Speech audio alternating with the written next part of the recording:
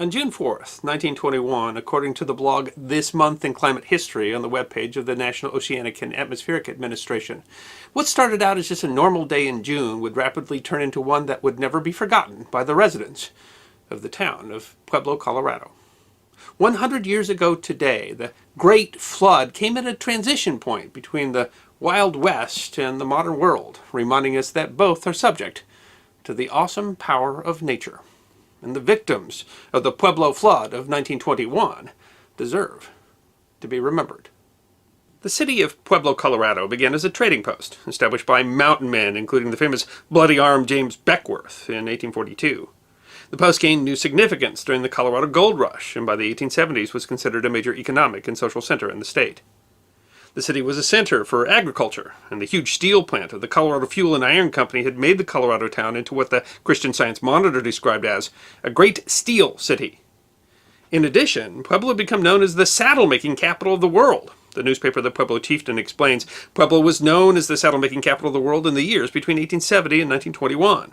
Pueblo's location on the Goodnight-loving cattle trail, which stretched from Texas to Cheyenne, Wyoming, and proximity to ranching country and coal and silver mines made it a natural place for harness and saddle makers to set up shop.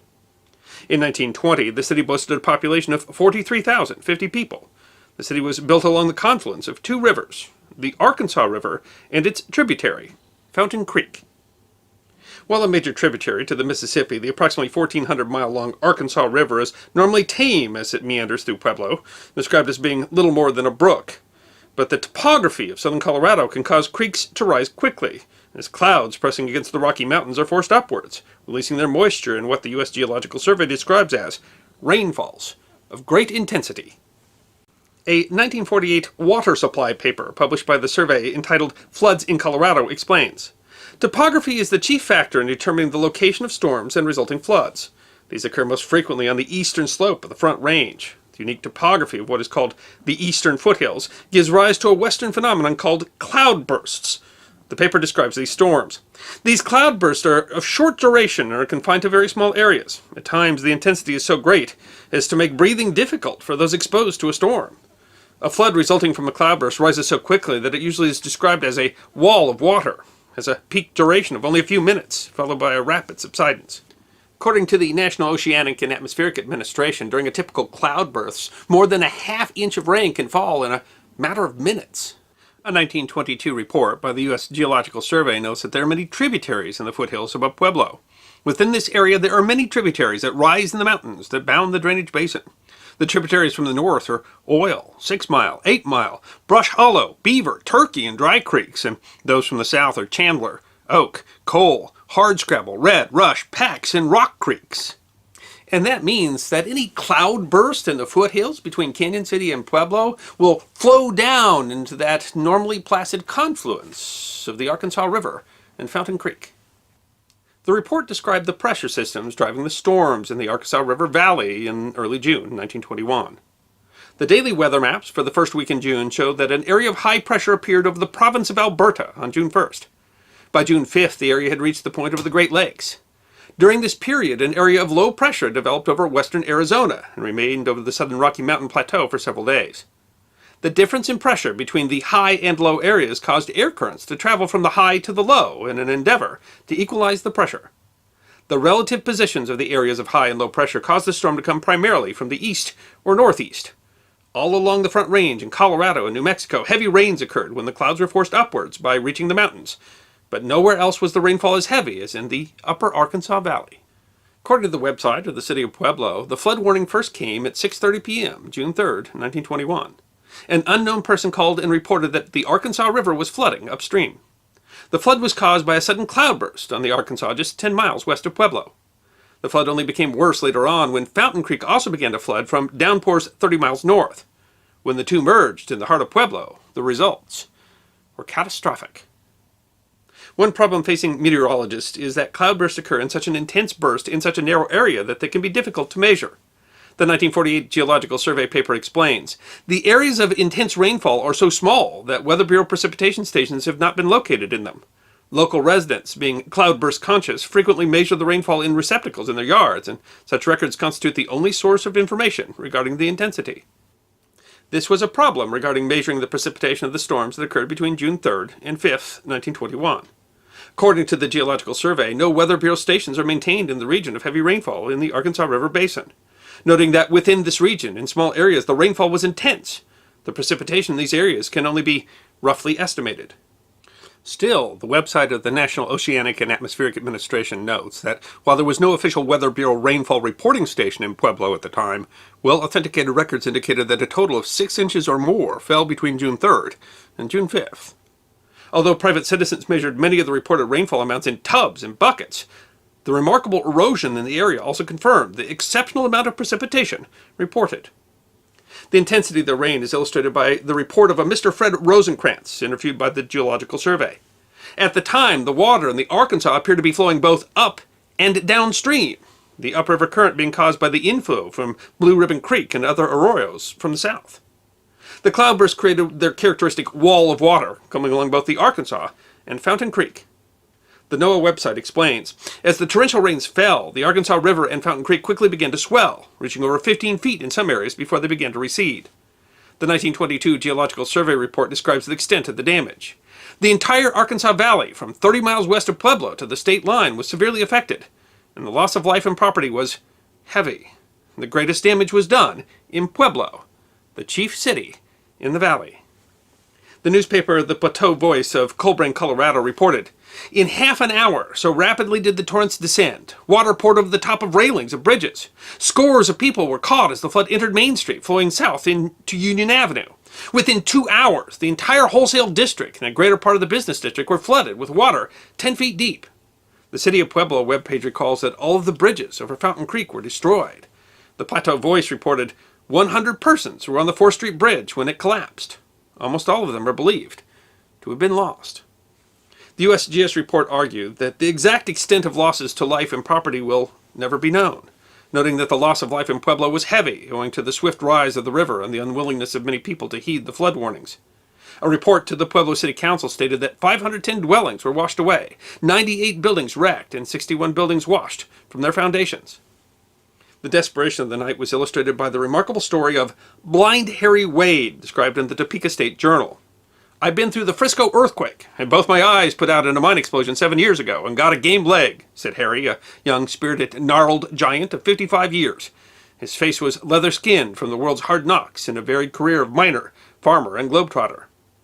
The paper reported that Harry stayed at a rooming house kept by Doris Deaver. When he heard the building collapsing in the next block, he said, "I went into Doris's room and told her, we'd better beat it." Just then, the whole building seemed to fall on us. "I was caught under a mass of stuff. I could move a little, the timbers apparently protecting me from the stuff piled up. I felt around my head thinking, 'Old-timer, you'll be lucky to get out of this.'" Amazingly, the sightless man felt his way out of the wreckage, only to be caught in the flooding on the street. "I rolled over and over with the flood, getting halfway up and then going down again." Harry was pulled from the water by another citizen, saying, "I guess it simply wasn't my turn to cash in." But the ending of the story isn't entirely happy. In the story, Harry says that he heard that his landlady, Doris, survived, though he says exactly how gets me. The paper reports that Harry had not been told that Doris's body lay in the local morgue. The flood did extensive damage to the railroads, which had terminals in the city. The USGS report notes that of the 6 railroad bridges over Arkansas River and 3 over Fountain Creek, only one, the Santa Fe Bridge to the Union Depot, escaped. Some 2,000 railroad cars in the yards around Pueblo were lost. Some cars, according to the USGS, were floated great distances and were never recovered. And not all the cars were empty. The report goes on. A Denver and Rio Grande train and a Missouri Pacific train were caught in the flood while trying to reach higher ground, and cars were overturned. Several lives were lost. On June 7th, the Los Angeles Times reported the experience of an eyewitness. Mrs. Ruby Ellis of Wichita, Kansas, was imprisoned in an overturned Pullman coach on the Denver and Rio Grande with their 9-year-old daughter, Mildred Mary, for more than 4 hours. "We were only 20 feet from the riverbank. The car turned over gradually as the water rushed under the bottom. It seemed that the others turned over one by one shortly after. We stepped on the rods in the upper berth and held onto the rods on the top of the car. The water rose rapidly until it reached my chin. My little girl was clinging to my neck. I'd given up hope of life when the water came up to my chin.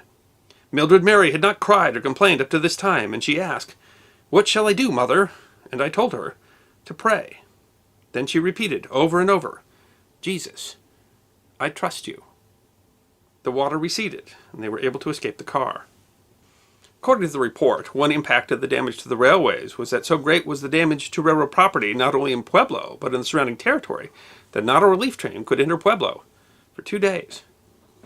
And the water was not the only danger. Ironically for some, death came by fire. The Plateau Voice reported that many business houses and dwellings were set afire by burning timber floating from a flaming lumber yard. A report this week by KOAA News Colorado explains, after the rain, then came fire. As the city was underwater, fires began to break out. Burning piles of timber from a lumberyard floated through the streets and would then set buildings on fire. The federal report says that the fires were almost impossible to contain because water surrounded the buildings as high as 14 feet in some areas, meaning fire teams could not reach the buildings. The damage was devastating. A poem by Walt Drummond was published in the Pueblo Chieftain 2 weeks after the flood. Clouds burst asunder, and a deluge came. 'Twas thus that nature in her maddest mood sent down the raging waters of the flood to scourge the fertile valleys of the plain. And fair Pueblo, man had builded there, was crushed and maimed, now prostrate, bleeding lies. The rains continued, causing more damage and hampering relief efforts. A third flood came on the 6th. The Port Arthur News of Port Arthur, Texas reported, "A river gone mad today held the suffering refugees of Pueblo's flood in constant terror. Sweeping down the rampaging Arkansas, a new wall of water let loose by the breaking of a dam above here, the first warning of which came from Trinidad, struck the city with another blow early today. Troops, racing with death, rushed in all directions to warn inhabitants of the oncoming 5-foot wall of water.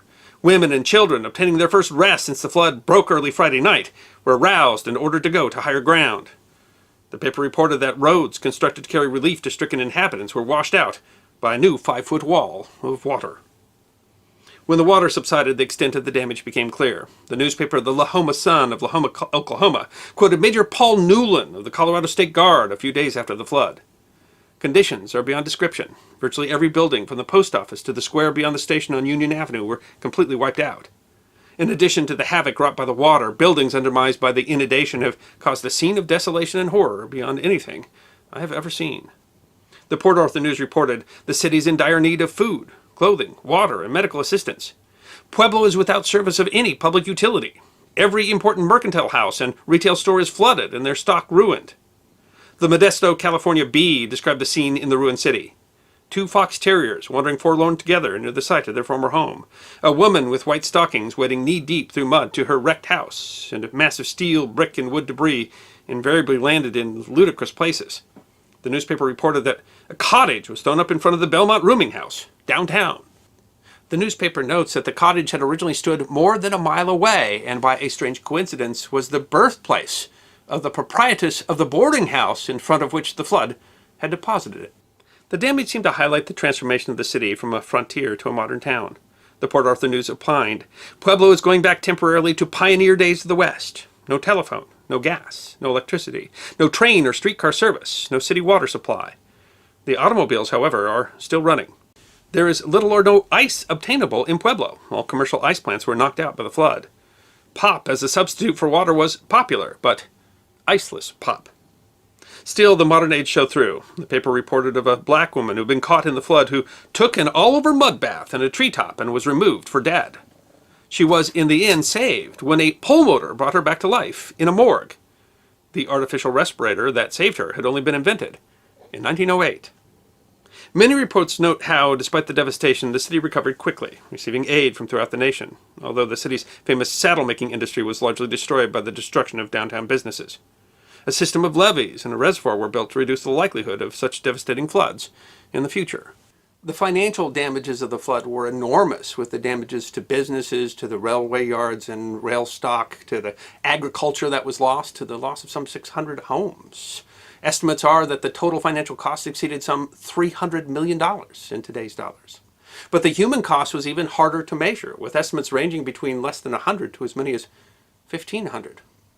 A master's thesis for the Harvard University Extension School in 2020 created a database of some 600 names of people who are presumed to have died based on contemporary newspaper reports. But the thesis concludes that the numbers are likely greatly understated, and that the Great Flood of 1921 in Pueblo is likely the deadliest flood in the history of the state of Colorado, and among the deadliest in United States history. I hope you enjoyed this episode of the History Guy, short snippets of forgotten history. And if you did enjoy, feed the algorithm by making a comment or clicking that like button. If you have suggestions for future episodes, please send those to our suggestions email box. Check out our webpage at thehistoryguy.net. And of course, we're on Facebook, Instagram, and Twitter. You can book a special message from the History Guy on Cameo and check out our merchandise at teespring.com. And if you'd like more episodes of Forgotten History, all you need to do is subscribe.